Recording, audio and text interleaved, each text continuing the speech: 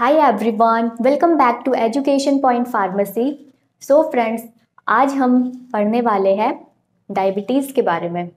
तो previous lecture में हमने देखा था इंसुलिन किस तरीके से हमारे बॉडी में सिंथेसाइज होता है, सिंथेसाइज होने के बाद ये किस तरीके से हमारे बॉडी के सेल्स के रिसेप्टर से बाइंड होता है और अपने फंक्शन को परफॉर्म करता है। इसका बेसिक सा काम क्या था? ब्लड में ग्लूकोज लेवल को रेगुलेट करना, मेंटेन करना। यहाँ तक आपको मैंने समझा दिया था प्रीवियस लेक्चर में। अगर आप वो लेक्चर नहीं देखे हो तो प्लीज़ पहले उसे देखें, फिर आप डायबिटीज़ में आना तो आप अच्छे से समझ पाओगे। तो आज के लेक्चर में हम बात करेंगे क्या हो सकता है अगर ये इंसुलिन सिंथेसाइज ना हो हमारे बीटा सेल से, पैनक्रियाज से, या फिर सिंथेसाइज तो हो रहा है बट प्रॉपर अमाउंट में नहीं जितना होना चाहिए, या फिर सिंथेसाइज हो रहा है पर हमारे सेल के रिसेप्टर से बाइंड नहीं हो पा रहा है। हमारे सेल का जो रिसेप्टर है, टायरोसिन काइनेज रिसेप्टर, ये क्या हो गया है, इंसुलिन के प्रति रेजिस्टेंस डेवलप कर लिया है, जिससे क्या हो रहा है, इंसुलिन उस रिसेप्टर से बाइंड नहीं हो पा रहा है। और जब तक बाइंड नहीं होगा तब तक ये अपने फंक्शन को परफॉर्म नहीं कर पाएगा। तो अगर ऐसा होता है तो क्या हो सकता है? अब इंसुलिन ही नहीं है तो ग्लूकोज लेवल मेंटेन कौन करेगा? जिससे क्या हो सकता है, हमारे ब्लड में ग्लूकोज लेवल इंक्रीज, हाई। तो ब्लड में हाई लेवल अगर होना, ग्लूकोज लेवल अगर हाई हो जाए तो ये टर्म कहलाता है हाइपरग्लाइसीमिया, ठीक है। और यही है डायबिटीज। डायबिटीज एक बहुत ही कॉमन और बहुत ही कॉम्प्लेक्स डिजीज है। ये हमारे बॉडी के अदर पार्ट्स को भी डैमेज करता है और अदर डिजीज को भी, डिजीज होने के रिस्क को भी बढ़ा देता है। आगे हम इन सबको वन बाय वन समझेंगे। आप इस स्लाइड में इजीली समझ सकते हैं, जो हम फूड लिए, खाना खाए, वो ब्रेक डाउन हुआ किस फॉर्म में? ग्लूकोज के फॉर्म में। कहाँ पे गया? हमारे इंटेस्टाइन में। इंटेस्टाइन के थ्रू फिर वो एब्जॉर्ब होकर हमारे ब्लड में गया। ब्लड में जाने के बाद हमारे सेल्स में प्रेजेंट है रिसेप्टर, टायरोसिन काइनेज रिसेप्टर। उस रिसेप्टर से जब इंसुलिन आकर बाइंड होता है तब ये ग्लूकोज जो ब्लड में प्रेजेंट है ये हमारे सेल के अंदर एंटर कर पाता है। तो सेल को क्या जरूरत है? Special hormones, require special hormones, जिसका नाम है इंसुलिन। जब इंसुलिन सेल के रिसेप्टर से बाइंड होगा तो एक गेट है, ठीक है, ग्लूकोज गेट है, ग्लूट ट्रांसपोर्टर, वो गेट ओपन होता है और फिर ग्लूकोज ब्लड से हमारे सेल के अंदर एंटर कर पाता है। अगर बॉडी रेजिस्टेंस हो जाए, ठीक है, जो सेल्स है वो रेजिस्टेंट हो जाए, मतलब जो रिसेप्टर है वो इंसुलिन से बाइंड नहीं हो पा रहा है, उसने क्या किया, रेजिस्टेंस डेवलप कर लिया। अगर ऐसा हो तो फिर क्या होता है, हमारे बीटा सेल से इंसुलिन प्रोडक्शन इंक्रीज हो जाता है। ये प्रॉब्लम को ओवरकम करने के लिए हमारा बॉडी जो है, बीटा सेल है, वो और ज़्यादा इंसुलिन प्रोड्यूस करने लगता है ताकि वो हमारे सेल के रिसेप्टर से बाइंड हो पाए प्रॉपर तरीके से। इंसुलिन ज़्यादा प्रोड्यूस हो रहा है, ब्लड में लेवल ज़्यादा है, कंडीशन कहलाएगा हाइपर इंसुलिनिया, ठीक है। Hyper इंसुलिनिया initial risk for developing diabetes. Diabetes develop होने का ये शुरुआती स्टेज है। बहुत ज़्यादा इंसुलिन प्रोडक्शन होने से बीटा सेल क्या होता है, धीरे धीरे डाई होने लगता है। Beta cell die due to overwork. बहुत ज़्यादा आप काम करवाओगे तो वो क्या होगा, वो एक टाइम पे फिर काम करना बंद करने लगेगा। तो क्या होगा, इंसुलिन प्रोडक्शन स्टॉप। और इंसुलिन बहुत ही इंपॉर्टेंट है ग्लूकोज को सेल के अंदर एंटर करवाने के लिए, जिससे क्या होगा, इंसुलिन बन ही नहीं रहा है तो glucose in blood, glucose level high in blood, और ये टर्म कहलाता है हाइपरग्लाइसीमिया, और यही है डायबिटीज। इस स्लाइड में समझते हैं इंसुलिन रेजिस्टेंस, ठीक है, मतलब जो सेल है वो क्या हो गया है, उसके रिसेप्टर्स क्या हो गए, इंसुलिन रेजिस्टेंस। ये टेम्पररी भी हो सकता है और क्रोनिक भी, मतलब कभी कभी रेजिस्टेंस डेवलप होता है बट ये टेम्पररी होता है, फिर बाद में ठीक हो जाता है, बट कभी कभी ये क्रोनिक होता है लंबे समय तक के लिए। When cell in your muscles, ठीक है, कहाँ कहाँ पे इंसुलिन रिसेप्टर प्रेजेंट है, तो हमारे सबसे ज़्यादा हमारे मसल्स में प्रेजेंट है, फैट सेल में प्रेजेंट है और लीवर में प्रेजेंट है। ये तीन जगह पे सबसे ज़्यादा इंसुलिन रिसेप्टर प्रेजेंट है, जिसका नाम है टायरोसिन काइनेज रिसेप्टर। तो यहाँ के जो रिसेप्टर्स है, when cell in your muscles, fat, liver doesn't respond as they should to insulin, जैसे उसे रिस्पॉन्ड करना चाहिए वो उस तरीके से रिस्पॉन्ड नहीं कर रहा है, रेजिस्टेंस डेवलप कर लिया है। कैन बी टेम्प्रोरी और क्रॉनिक, कभी कभी इसे ट्रीट भी कर सकते हैं, ट्रीटेबल इन सम केस। इसके कई रीजन हो सकते हैं जिससे सेल क्या हो गया, रेजिस्टेंस डेवलप कर लिया है। As a result pancreas make more insulin, अभी जो मैंने समझाया वही मैंने यहाँ पे लिखा है, तो आप इसे एग्जाम में इस तरीके से लिख सकते हो नोट्स बनाकर। तो जिससे क्या होता है, पेनक्रियाज अब क्या कर रहा है, इंसुलिन प्रोडक्शन को और बढ़ा दिया है to try to overcome your increasing blood glucose level. Blood glucose level बढ़ रहा है क्योंकि वो सेल के अंदर जा नहीं पा रहा है, सेल के जो रिसेप्टर है उनने क्या करा है, रेजिस्टेंस डेवलप कर लिया है। तो हमारे बीटा सेल ने इंसुलिन के प्रोडक्शन को इंक्रीज कर दिया, दो इंसुलिन के प्रोडक्शन को ही इंक्रीज कर दिया, जिससे क्या हुआ है, हाइपर इंसुलिनिया, ब्लड में इंसुलिन लेवल ज्यादा। If cell become to resistance to insulin, अगर सेल बहुत ही ज्यादा रेजिस्टेंस हो जाए, मतलब जितने सारे रिसेप्टर्स है वो सभी रेजिस्टेंस हो जाए, ठीक है, सभी खराब हो जाए, इंसुलिन के साथ रिस्पॉन्ड ही नहीं करे, तो एलिवेट ब्लड ग्लूकोज लेवल, तो ब्लड में क्या होगा, ग्लूकोज लेवल एलिवेट होता रहेगा और एक कंडीशन कहलाएगा hyper glycemia, which over time leads to, जिससे समय के साथ साथ उस इंसान को क्या हो सकता है, प्री डायबिटीज, और प्री डायबिटीज होने के बाद डायबिटीज।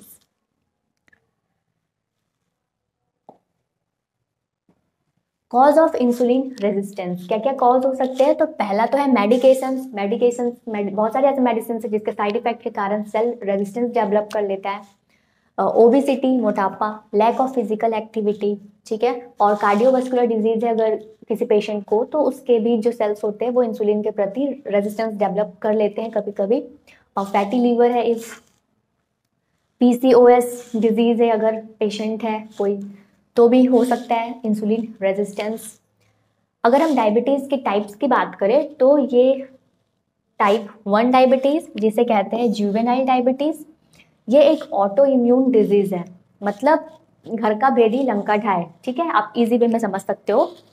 जिसमें क्या होता है, एक इम्यून सिस्टम का काम क्या है, एक ये हमारे बॉडी का एक डिफेंस सिस्टम है, आर्मी कह सकते हो, ये हमारे बॉडी का आर्मी है, जो फॉरेन पार्टिकल्स, फॉरेन वायरस या बैक्टीरिया जब हमारे बॉडी में एंटर करता है तो हमारा इम्यून सिस्टम उससे फाइट करता है, उसको किल करता है और हमें डिजीज होने से बचाता है, ठीक है।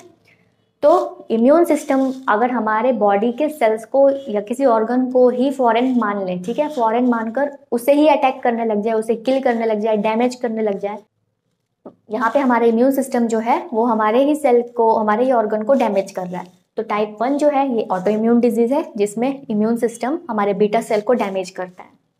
यूजुअली डायग्नोज इन चिल्ड्रन, ठीक है, जनरली टाइप 1 वाले जो पेशेंट होते हैं वो जल्दी डायग्नोज कर लिए जाते हैं, वो चिल्ड्रन और adult, but can develop at any as, ठीक है, ये किसी भी एज में स्टार्ट हो सकता है, बट ज़्यादातर बच्चों में ही ये पहले डायग्नोज कर लिया जाता है या फिर एडल्ट स्टेज तक। इस डिजीज में आपको जो पेशेंट है उनको इंसुलिन रेगुलर लेना पड़ता है, इंसुलिन इंजेक्शन लगवानी पड़ती है डेली, एवरी डे, क्योंकि टाइप 1 वाले पेशेंट के बॉडी में इंसुलिन बिल्कुल ही नहीं बनता। पैनक्रियाज में जो बीटा सेल है वो बिल्कुल ही डिस्ट्रॉय हो चुके हैं, और डिस्ट्रॉय किया कौन है, इम्यून सिस्टम, हमारे खुद का डिफेंस सिस्टम उसको डिस्ट्रॉय किया है, जिसके बाद अब बीटा सेल से इंसुलिन नहीं बन रहा है। तो इंसुलिन बिल्कुल नहीं बन रहा है तो हमें क्या करना पड़ता है, अलग से इंसुलिन इंजेक्शन डेली लगवाना पड़ता है, एवरी डे। दैट्स वाई इस डिजीज को कहते हैं हम insulin dependent diabetes. Type 2 diabetes, इसे एक और नाम से जानते हैं एडल्ट ऑनसेट डायबिटीज।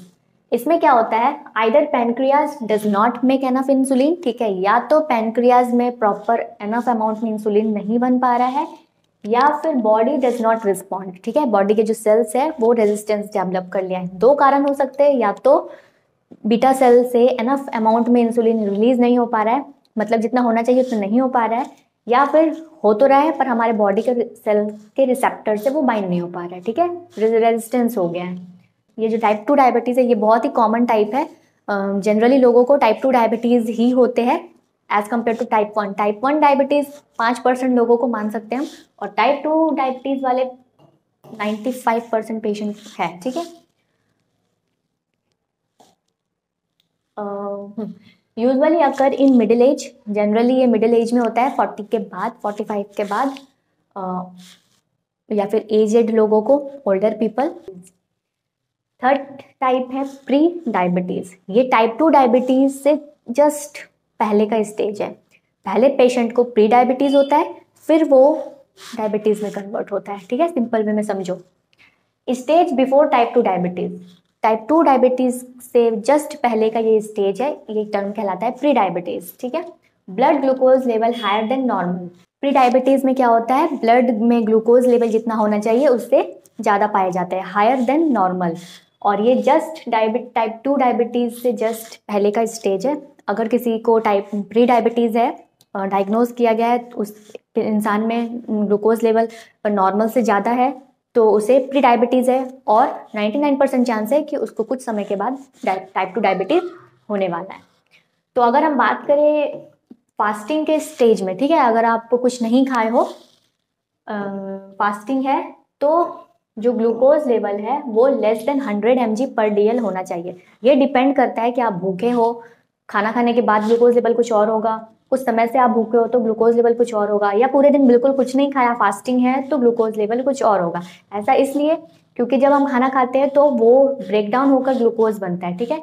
जब हम खाना ही नहीं खाएं तो हमारे बॉडी में ग्लूकोज प्रेजेंट नहीं है उस टाइम पे, या फिर कम अमाउंट में प्रेजेंट है। तो ये डिपेंड करता है, ये वेरी करता है हम किस स्टेज में हैं। जब हम खाना खाते हैं तो हमारा बॉडी ग्लूकोज रिच होता है, ठीक है, हमारे ब्लड में बहुत सारे ग्लूकोज प्रेजेंट होते हैं और वो फिर हमें एनर्जी प्रोवाइड करते हैं। फास्टिंग के स्टेज में जो ग्लूकोज लेवल है वो लेस देन 100 mg पर DL होना चाहिए, ठीक है, 100 से ज़्यादा नहीं। अगर 100 से ज़्यादा है, 100 से ज़्यादा 125 के बीच है, मतलब उस पेशेंट को प्री डायबिटीज़ है, ठीक है। अगर 125 से ज़्यादा है तो उस पेशेंट को डायबिटीज़ है, ठीक है। तो डायबिटीज़ से जस्ट पहले का स्टेज प्री डायबिटीज़, जिसमें फास्टिंग के स्टेज में भी उस इंसान में 100 से 125 mg पर DL ग्लूकोज लेवल है। गैस्टेशनल डायबिटीज़, ये जो है ये प्रेगनेंसी में होता है, ठीक है। प्रेग्नेंट वुमेन्स को develop in some women during pregnancy, कुछ प्रेग्नेंट वुमेन को ये डिजीज हो जाते हैं gestational diabetes. Usually goes after pregnancy, pregnancy के बाद ये ठीक हो जाता है, ये क्योंकि टेम्पररी है, क्रॉनिक नहीं है। But higher risk of develop type 2 diabetes on in life, अगर किसी भी लेडी को प्रेगनेंसी के दौरान डायबिटीज़ हुआ है तो डायबिटीज़ प्रेगनेंसी के बाद ठीक हो जाता है कुछ केस में। अगर ठीक हो भी गया है तो उस लेडी को हायर रिस्क में है वो लेडी कि उसे आगे चल के टाइप 2 डायबिटीज़ हो सकता है। अब इस स्लाइड में हम समझते हैं रिस्क फैक्टर, ठीक है, क्या क्या रिस्क फैक्टर है डायबिटीज़ होने के। तो टाइप 1 पहला तो है फैमिली हिस्ट्री ऑफ टाइप 1, ठीक है, मतलब ये जेनेटिक हो सकता है। अगर हमारे खानदान में किसी को भी टाइप 1 डायबिटीज़ है तो चांस है कि आगे वो कैरी हो सकता है, बच्चों में आ सकता है। Injury to pancreas such as by infection, या फिर कभी इंजुरी हुई हो, इन्फेक्शन हुआ हो, सर्जरी हुई हो, तो कभी ट्यूमर हो गया हो पैनक्रियाज में, बीटा सेल डिस्ट्रॉय हो गया, तो उस कंडीशन में भी टाइप 1 डायबिटीज़ हो सकता है उस इंसान को। और या फिर प्रेजेंस ऑफ ऑटो एंटीबॉडी, ठीक है, ऑटो एंटीबॉडी प्रेजेंट है अगर, और ये जनरली जेनेटिक ही होता है क्योंकि जीन्स के थ्रू ये ट्रैवल करता है। तो auto antibody means mistakenly attack your own body tissue और ऑर्गन, ठीक है, गलती से हमारा ही इम्यून सिस्टम हमारे ही ऑर्गन को डैमेज करता है। टाइप 2 डायबिटीज़ के भी कुछ कारण है, रिस्क फैक्टर है। फैमिली हिस्ट्री, अगर किसी को टाइप 2 डायबिटीज़ है, मेंबर हमारे कोई फैमिली मेंबर को है, तो ये कैरी हो सकता है आगे जनरेशन में। ओबेसिटी, मोटापा, blood pressure, low HDL level and high triglyceride level, या फिर LDL लेवल, मतलब लो डेंसिटी लिपोप्रोटीन अगर ज़्यादा है ब्लड में, और हाई डेंसिटी लिपोप्रोटीन जो कि एक गुड कोलेस्ट्रॉल है ये कम है, तो भी वैसे इंसान को डायबिटीज़ हो सकता है। फिजिकल इनएक्टिव है अगर कोई इंसान तो डायबिटीज़ हो सकता है। एज अबव 45 और ओल्डर हो सकता है। गेस्टेशनल प्रेगनेंसी के दौरान हो सकता है ये टाइप 2 डायबिटीज़। PCOS या फिर स्मोकर। सिम्टम्स की अगर हम बात करें तो जो डायबिटीज़ वाले पेशेंट होते हैं उनको यूरिनेशन बहुत आते हैं, ठीक है, पेशाब बहुत ज़्यादा, और इंक्रीज थ्रस्टी, वो काफ़ी ज़्यादा उनको प्यास लगती है। ब्लड विजन प्रॉपर दिखाई नहीं देता है। टायर्ड और वीक फील करते हैं, वीकनेस होता है उनको। वेट लॉस, बहुत ही गंदे तरीके से उस पेशेंट में वेट लॉस देखने को मिलता है। स्लो हीलिंग सोर और कट्स, अगर कहीं चोट लग जाए, कट हो जाए, तो वो जो घाव है, जो जख्म है, वो जल्दी नहीं भर पाता, ठीक नहीं हो पाता। फ्रीक्वेंट यूरिनेशन, बहुत ज़्यादा टॉयलेट जाना। ड्राई माउथ, ठीक है, और डिक्रीज मसल्स स्ट्रेंथ डिक्रीज होना। कॉम्प्लिकेशंस इन डायबिटीज अगर है तो वो लंबे समय तक, अगर उसे हम पहले ही डायग्नोज नहीं किए और ट्रीटमेंट शुरू नहीं किए तो ये लंबे समय अगर रहा है किसी भी पेशेंट को, तो ये धीरे धीरे हमारे अदर बॉडी पार्ट को भी डैमेज करने लगता है। क्या क्या कर सकता है? If blood glucose level remain high over long period of time, ठीक है, लंबे समय तक ब्लड में ग्लूकोज लेवल हाई है तो body tissue and organ damage and can be life threatening. क्या कॉम्प्लिकेशंस है? तो हार्ट अटैक बहुत ही कॉमन है, stroke, high blood pressure, high cholesterol level, atherosclerosis मतलब प्लैक फॉर्मेशन हो जाना, नर्व डैमेज, किडनी डैमेज, आई डैमेज, जिससे क्या हो सकता है? ब्लाइंडनेस, ठीक है, या फिर उसे ग्लूकोमा हो सकता है। तो ये कुछ कॉम्प्लिकेशंस है जो डायबिटीज़ वाले पेशेंट को लंबे समय तक अगर डायबिटीज़ है, ट्रीटमेंट नहीं कर रहे हैं, तो आगे चल के ये प्रॉब्लम होती है, कॉम्प्लिकेशंस इन डायबिटीज़।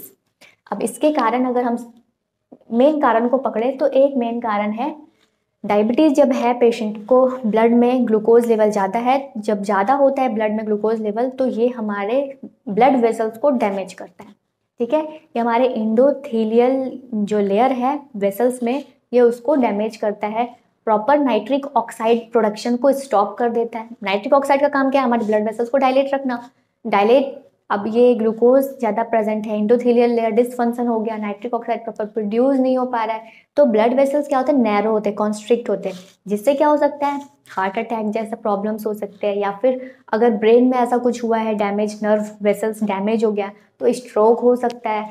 आईज में, आँखों में अगर ये नर्व डैमेज होते हैं तो दिखाई नहीं दे अंधापन हो सकता है, ब्लाइंडनेस। तो ये कुछ कॉम्प्लिकेशंस हैं जो डायबिटीज़ वाले पेशेंट को फेस करना पड़ता है आगे चलकर।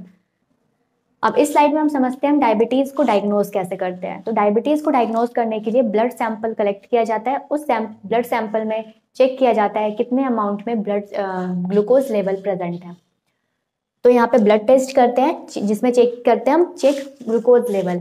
देयर आर सम टेस्ट, क्या क्या टेस्ट है? तो फास्टिंग ग्लूकोज टेस्ट, ये मॉर्निंग के टाइम पे किया जाता है, 7 से 8 घंटे फास्टिंग पे रखा जाता है पहले पेशेंट को। पेशेंट अगर रात में तो वैसे भी कोई कुछ नहीं खाते हैं तो 7 से 8 घंटे वैसे भी फास्टिंग स्टेज में है, तो मॉर्निंग में जस्ट किया जाता है ये टेस्ट, फास्टिंग ग्लूकोज टेस्ट। अगर जिसमें नॉर्मल रेंज होना चाहिए लेस देन 100 mg पर DL, glucose less than 100 mg पर DL है देन नॉर्मल है। अगर 100 से 125 के आसपास है मतलब उस पेशेंट को प्री डायबिटीज़ है, और अगर 126 या फिर उससे ज़्यादा है तो डायबिटीज़ है फास्टिंग के स्टेज में। Random glucose test second test है, इसमें रैंडमली किया जाता है किसी भी टाइम पे विथआउट फास्टिंग, ठीक है। इसमें देखा जाता है अगर नॉर्मल है तो 140 से कम हो, अगर 140 से लेकर 199 के बीच है मतलब प्री डायबिटीज़ है, और अगर 200 या उससे ज़्यादा है तो डायबिटीज़ है। A1C1 टेस्ट के थर्ड टेस्ट है, या फिर इसे कहते हैं HbA1c टेस्ट, या फिर इसे कहते हैं ग्लाइकेटेड हेमोग्लोबिन टेस्ट। इसमें क्या देखा जाता है? कितने अमाउंट ऑफ ग्लूकोज अटैच्ड है हेमोग्लोबिन के साथ। हेमोग्लोबिन रेड ब्लड सेल है, ऑक्सीजन कैरी करता है, ये इसके साथ कितने अमाउंट में ग्लूकोज अटैच है वो मेज़र किया जाता है। यहाँ पे नॉर्मल रेंज लेस देन 5.7% हो, अगर 5.7 6.4 के बीच है तो प्री डायबिटीज़ है, 6.4 या उससे ज़्यादा है तो डायबिटीज़ है। लास्ट है ओरल ग्लूकोज टॉलरेंस टेस्ट। इसमें क्या किया जाता है? 7 से 8 घंटे फास्टिंग के बाद ब्लड सैंपल कलेक्ट किया जाता है और मेज़र किया जाता है कितने अमाउंट में ग्लूकोज प्रेजेंट है हमारे ब्लड में। देन फिर उस पेशेंट को शुगर ड्रिंक दिया जाता है, उसे देने के जस्ट 1 घंटे बाद फिर से ब्लड टेस्ट किया जाता है और मेज़र किया जाता है ब्लड ग्लूकोज लेवल। देन फिर 2 घंटे बाद टेस्ट किया जाता है और फिर 3 घंटे बाद टेस्ट किया जाता है। शुगर ड्रिंक देने के जस्ट 1 घंटे बाद, 2 घंटे बाद और 3 घंटे बाद 3 बार ब्लड सैंपल कलेक्ट करते हैं और टेस्ट करते हैं ग्लूकोज लेवल को। इसमें normal range less than 140 mg पर DL है देन फाइन, नॉर्मल है पेशेंट। अगर 140 से ज़्यादा है तो प्री डायबिटिक स्टेज है, और अगर 200 से ज़्यादा है लेवल तो डायबिटीज़ स्टेज है। तो ये रेंज है जिसमें आपको सिर्फ नॉर्मल रेंज याद रखना है। 100 से कम हो फास्टिंग के स्टेज में नॉर्मल रेंज है, 100 से कम हो, 100 से अगर ज़्यादा है मतलब डायबिटीज़ है, ठीक है। विदाउट फास्टिंग जब हम खाना वाना खा रहे हैं रेंडमली अगर ब्लड ग्लूकोज टेस्ट करवाएं तो नॉर्मल पेशेंट में, नॉर्मल इंसान में 140 से कम ही पाए जाएंगे। अगर नॉर्मल है तो 140 रेंज मिलेगा आपको, उससे कम मिलेगा। अगर डायबिटीज़ वाले पेशेंट है तो 140 से ज़्यादा mg/dl आपको मिलेंगे ब्लड ग्लूकोज लेवल। तो यहाँ पे आपको बस नॉर्मल रेंज याद रखना है, अगर इससे ज़्यादा है तो डायबिटीज़ स्टेज है। ये ग्लूकोमीटर है, ये डिवाइस है जिसे यूज़ किया जाता है ब्लड सैंपल को टेस्ट करने के लिए। हाथ फिंगर पिक करते हैं ब्लड सैंपल को, इस स्ट्रिप के थ्रू सक किया जाता है और सक जैसे ही होता है ब्लड सैंपल, यहाँ पे आपको रीडिंग मिल जाती है आपके ब्लड में कितने अमाउंट में ग्लूकोज प्रेजेंट है। टाइप 1 वाले पेशेंट में ब्लड टेस्ट के साथ साथ यूरिन टेस्ट भी करते हैं। ब्लड में हम चेक करते हैं ग्लूकोज लेवल, यूरिन में भी हम चेक करते हैं ग्लूकोज के लेवल को, और साथ ही साथ कीटोन बॉडी, कीटोन कितने अमाउंट में प्रेजेंट है, कीटोन लेवल भी चेक करते हैं। और जो डायबिटीज़ वाले पेशेंट होते हैं उनमें कीटोन लेवल ज़्यादा होता है यूरिन में प्रेजेंट। जो नॉर्मल पेशेंट है उनमें ज़्यादा नहीं पाए जाते कीटोन बॉडी यूरिन में, बट जो डायबिटीज़ वाले पेशेंट है उनमें कीटोन बॉडी ज़्यादा होते हैं और साथ ही साथ ग्लूकोज भी ज़्यादा। तो यहाँ पे कीटोन बॉडी क्यों टेस्ट करते हैं, कीटोन बॉडी क्यों ज़्यादा होते हैं जो डायबिटीज़ वाले पेशेंट है उनमें? ऐसा इसलिए होता है क्योंकि जो ग्लूकोज है वो सेल के अंदर नहीं जा पा रहा, सेल उसको यूटिलाइज नहीं कर पा रहा है एनर्जी बनाने के लिए। तो वैसे कंडीशन में अब सेल्स को तो एनर्जी चाहिए। फॉर एग्जांपल एटीपी कहाँ पे सिंथेसिस हो, फॉर एग्जांपल एटीपी सिंथेसाइज हो रहा है लीवर में, जहाँ पे ग्लूकोज कन्वर्ट हो रहा है, ग्लाइकोलाइसिस हो रहा है, फिर पायरुवेट में कन्वर्ट हो रहा है, पायरुवेट में कन्वर्ट होने के बाद वो फिर क्रेब साइकिल फॉलो कर रहा है और एटीपी सिंथेसिस कर रहा है, ठीक है। बट अगर ग्लूकोज नहीं सेल के अंदर इंटर कर पा रहा है तो वैसे कंडीशन में फ्री फैटी एसिड, हमारा जो बॉडी है वो free fatty acid as a secondary fuel use करता है एनर्जी बनाने के लिए। फ्री फैटी एसिड में सेम जैसे ग्लूकोज का ग्लाइकोलाइसिस हो रहा था, यहाँ पे फ्री फैटी एसिड भी कन्वर्ट होता है, बीटा ऑक्सीडेशन होता है फ्री फैटी एसिड का, और वो कन्वर्ट हो जाता है एसिटाइल कोएंजाइम ए में। देन फिर वो फॉलो करता है क्रेब साइकिल और रिलीज करता है कीटोन बॉडी। ये कीटोन बॉडी कहाँ पे सिंथेसाइज हुआ? लीवर में। इस सिंथेसिस के प्रोसेस को कहते हैं हम कीटोजिनेसिस, कीटोन बनने के प्रोसेस को कीटोजिनेसिस। लीवर में सिंथेसाइज होने के बाद ये ब्लड वेसल्स में रिलीज होते हैं, सिक्रीट होते हैं और ब्लड वेसल्स के साथ ट्रैवल करते हैं, फिर पूरे अदर टिश्यूज और ऑर्गन तक पहुंचते हैं। फिर हमारा जो सेल है, टिश्यू है, वो उसको यूटिलाइज करता है as a secondary source of energy. तो जो डायबिटीज़ वाले पेशेंट हैं उनमें ग्लूकोज कम होता है, ग्लूकोज सेल में नहीं जा पाता है, तो इस कंडीशन में free fatty acid break down होता है, कीटोन बॉडी रिलीज होता है और ketone body as a energy cell use करता है। तो जो डायबिटीज़ वाले पेशेंट हैं उनके यूरिन में ग्लूकोज के साथ साथ कीटोन बॉडी भी ज़्यादा पाए जाते हैं, कीटोन लेवल भी हाई और ग्लूकोज लेवल भी हाई।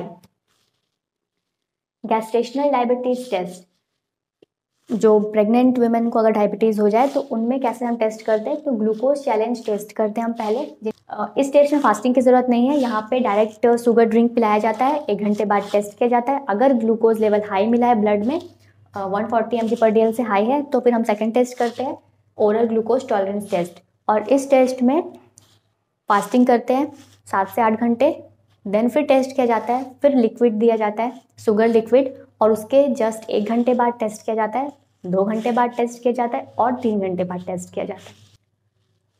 मैनेजिंग रिस्क फैक्टर, इस स्लाइड में हम देखते हैं हम रिस्क फैक्टर को कैसे मैनेज कर सकते हैं। डायबिटीज़ एक डिजीज़ है जिसे आप ट्रीट बिल्कुल जड़ से ख़त्म नहीं कर सकते हो, मैनेज कर सकते हो। तो मैनेज के लिए हम क्या क्या कर सकते हैं? मैनेज ब्लड प्रेशर को मैनेज करना पहला, ठीक है। अगर ब्लड प्रेशर है साथ ही साथ डायबिटीज़ है तो वैसे इंसान को हार्ट अटैक हो सकता है, मायोकार्डियल इन्फेक्शन हो सकता है। मेंटेन ब्लड कोलेस्ट्रॉल, ब्लड में कोलेस्ट्रॉल लेवल को मेंटेन रखना बहुत ज़रूरी है। ब्लड ग्लूकोज लेवल को मेंटेन रखना बहुत ज़रूरी है बाय फॉलोइंग डाइट प्लान। जो भी डाइट प्लान बताया गया है पेशेंट को, वो पेशेंट को बहुत ही अच्छे तरीके से उसको फॉलो करना चाहिए। टेकिंग प्रिस्क्राइब्ड मेडिकेशंस, जो भी मेडिकेशंस प्रिस्क्राइब्ड है उसे समय पे लेना चाहिए। Stop intake fats and calories वाले जो फूड है उसे नहीं खाना चाहिए। एक्सरसाइज रेगुलर, फिजिकल एक्टिव रहना चाहिए।